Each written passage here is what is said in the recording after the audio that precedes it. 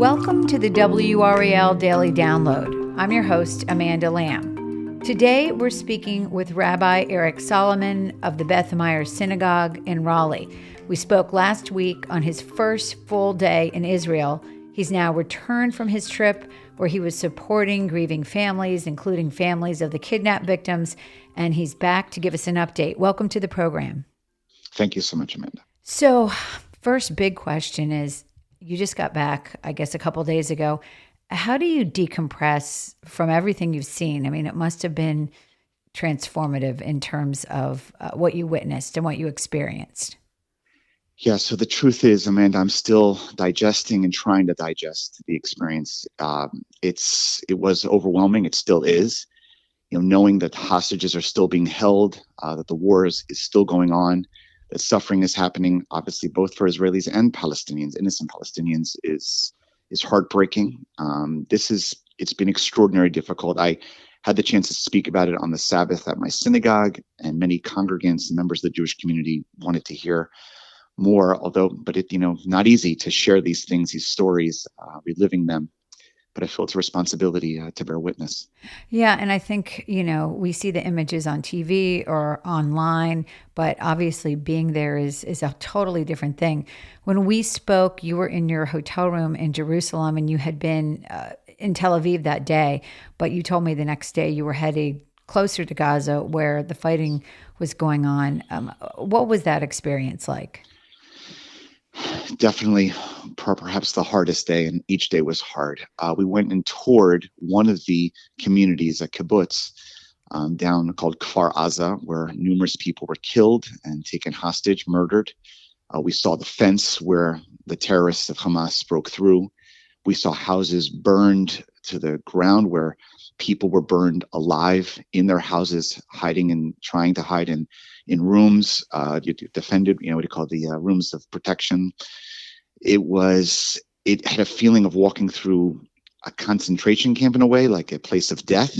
Yes. There were stories of heroism we heard from members of the kibbutz who toured us through. We saw bullets where they were taken. We saw where just absolute massacres occurred. It was heartbreaking. It felt like a pilgrimage. It was solemn. We offered prayers there, and only in the very close, within 1 to 2 kilometers, we could see smoke billowing and drones flying over Gaza. And so we saw, in a sense, from a distance, the battlefield as well. Right, which had to be, a little scary as well, I would think. Absolutely. It's scary. It's serious. We actually prayed, me and one of my rabbinic colleagues, we found the home of Keith Siegel. The Siegel family has roots in Chapel Hill and lived on that kibbutz. We saw the sign of their house. Wow. Where they were taken hostage, and we offered prayers there. It was devastating. Well, we will be right back after the break. Welcome back to the WRAL Daily Download. So there's so much going on here in the United States in terms of rallies and people supporting one side or the other, a lot of polarization. It's a difficult topic. And I know that the Raleigh City Council is looking at a resolution, and you've been kind of involved in following this. Tell me what the resolution is and what your concerns are. Right. Well, the exact wording of the resolution is still yet to be determined. That seems to be coming out in the next day or so. But if it follows what happened in Carborough or others across the country, unfortunately, these have shown a lack of balance and a lack of awareness of the multiple people who are suffering here. Look, I first of all, I question why the Raleigh City Council is taking any position on a foreign policy, which none of the council members are elected to represent or speak on. But putting that to the side, if they do wish to get involved, this would be an opportunity to call for peace, for return of hostages, for hope of all innocents, including Palestinians, which is heartbreaking, to be safe and to return back to an opportunity for some seeking peace resolution, two-state solution, eventually, something like this. But to take one-sided position, which doesn't recognize Hamas as terrorists, does not recognize the massacre that occurred of innocent Israelis, both Jewish and non-Jewish. This is one-sided, It hurts me to the core as a lover and resident of Raleigh for nearly 20 years. I want to be recognized for my pain and suffering, while I recognize others as well. Those with more Palestinian support want it as well. But how do you balance that in the city council?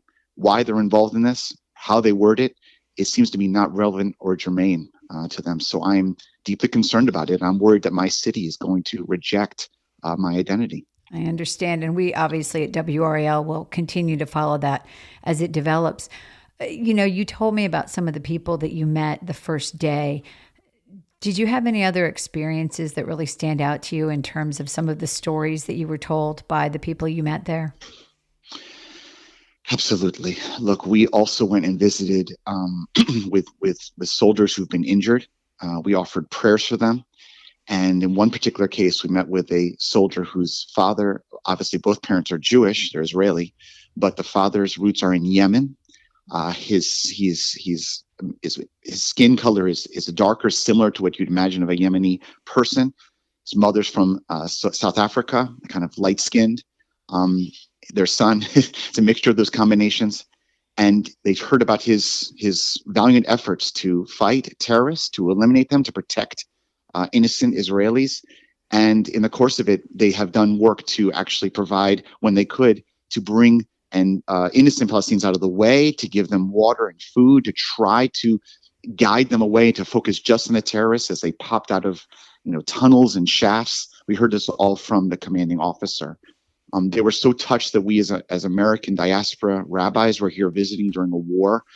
But they emphasized the fact that, the definition, the way this is being framed in the United States diaspora, as if it's just an oppressed people versus quote unquote a strong, it's people of quote unquote color versus those who are, that's not the case. I mean, this is a Jew of color, who's fighting for his freedom and to protect others, including to protect innocent Palestinians, trying to do so.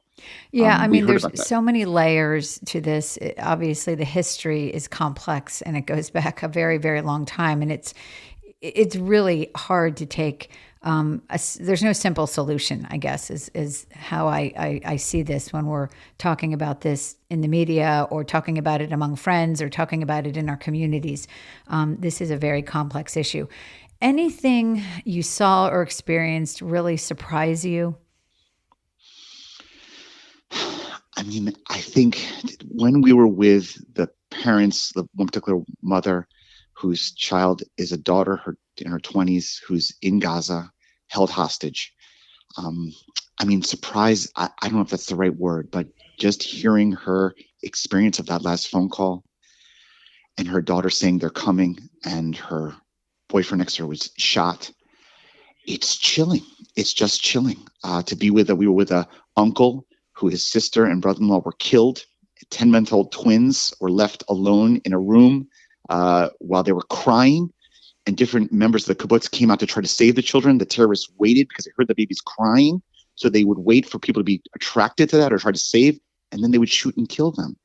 I mean, the depth of the depravity, the horror, the sadness, it was chilling. It still rings as I'm talking to you right now. Yeah, I don't think I can tell from your voice, and obviously this is something that will stick with you for a very, very long time.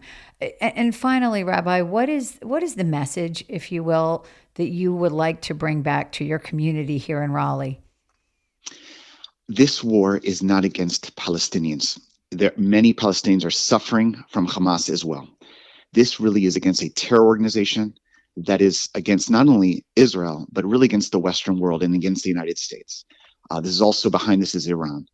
We have to remember that we as people who believe in the Bible and the Torah, every human being is made in God's image. Every person, including innocent Palestinians, the fact that they are suffering, losing their lives is a deep, deep wound on our souls. But we also need to protect ourselves. We have the right to live. And this is a battle really for the West and for the values of life. Thank you so much for your time, and thank you for sharing your story. And we are glad that you are back safely. Thank you. If you are listening to this podcast on WRAL.com or the WRAL app, you can also find it in any podcast app: Apple Podcasts, Spotify, Overcast. Pretty much anywhere podcasts live, you'll find more episodes of the WRAL Daily Download. As always, thanks for listening.